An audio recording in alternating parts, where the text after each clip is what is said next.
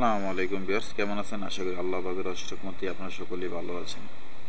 তো আমাদের যে প্রধান উপদেষ্টা ডক্টর ইউনূস সাহেব, ওনার প্রেস সচিব যিনি, তো উনি একটি সংবাদ সম্মেলন করে, তো তারা বিভিন্ন বিষয় নিয়ে সাংবাদিকের প্রশ্ন করে, তো ওনাকে প্রশ্ন করেছিল অনেক বিষয় নিয়ে। তো এর মধ্যে উনি একটি বিষয় প্রেক্ষিতে উনি বলেন যে শেখ হাসিনাকে ফিরিয়ে আনা হচ্ছে তাদের মূল লক্ষ্য। এটা শুধু আপনাদের মূল লক্ষ্য নয়, দেশ মানুষে আশাবাদী যে আপনার ফিরিয়ে আনবেন এবং তাকে এনে বিচারের মুখোমুখি করবেন। বলছেন যে ওনারে আইন না বিচার করে ফাঁসি ঝুলিয়ে এরপর নির্বাচন দিব, এরপর নির্বাচন দিব। তো আমার প্রশ্ন হচ্ছে তাদের কাছে, আপনারা তো বলেন যে নির্বাচন ডিসেম্বরে, জানুয়ারিতে বা 26 সালে হবে, তাহলে যদি শেখ হাসিনার ধরুন যে আনতেন, পারলেন না আপনারা, তাহলে নির্বাচন দিতেন না? দিবেননি? কোন আপনার কমেন্ট বক্স উত্তরটা দিন। দিবনি, তারা যদি না আনতে পারি।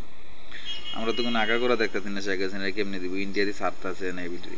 ডোনাল্ড ট্রাম্পের কাছে মুদিয়ে গেল, যাওয়ানে পরে মুদির ডোনাল্ড ট্রাম্পের যখন প্রশ্ন করলো ইন্ডিয়ান সাংবাদিক, তখন গুলো মুদির রুয়ে সাইরা দিল। এটা বাংলাদেশ নিউজ করে একরকম, ইন্ডিয়া নিউজ করে একরকম, ঠিক না? তো আগাগোড়া দেই না শেখ হাসিনা কেমনে আনবো। ইন্ডিয়ারে একটা পররাষ্ট্র দপ্তর থেকে যদি সিটি দেয়, তারা 3 মাস পরে এই সিটির উত্তর দেয়। এইভাবে পররাষ্ট্র দপ্তরের সিটি আদান প্রদান চলতে থাকে, তাহলে তো আমি দেই না কেমনে শেখ হাসিনা দিব। তো এটা দেশের মানুষ ভালো করেই বোঝে যে ইন্ডিয়ার তারা কি আসলে দিব না কিনা।